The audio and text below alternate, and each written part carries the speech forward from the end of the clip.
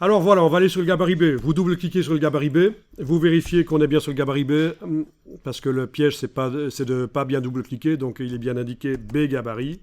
On travaille sur le gabarit B, et on est bien là, avec la balise de numérotation qui indique B. Super. On va travailler sur les blocs de gauche, là, mais attention, parce qu'il y a des choses qui s'activent. Si on englobe les blocs de gauche, vous voyez qu'il y a peut-être des repères qui vont s'activer.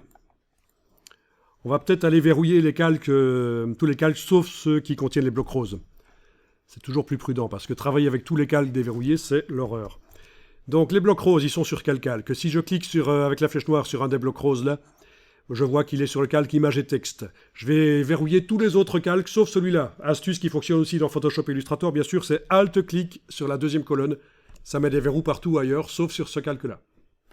Ça peut être pratique, ça. Voilà, on travaille sur le calque image et texte, et donc on a accès uniquement au bloc rose. Le reste qui se trouve ailleurs, sur d'autres calques, n'est plus accessible. Vous sélectionnez tous les blocs roses là. Voilà, en les englobant, ne fût-ce que partiellement. De la page de gauche. Voilà.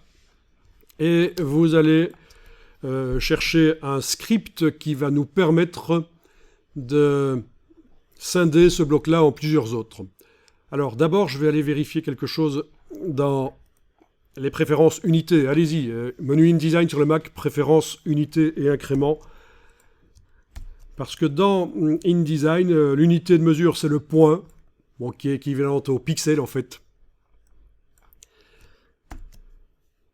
Et oui, les règles sur le côté, je ne sais pas si vous les voyez chez vous, les règles, sinon il faudra faire simplement commande R pour les afficher.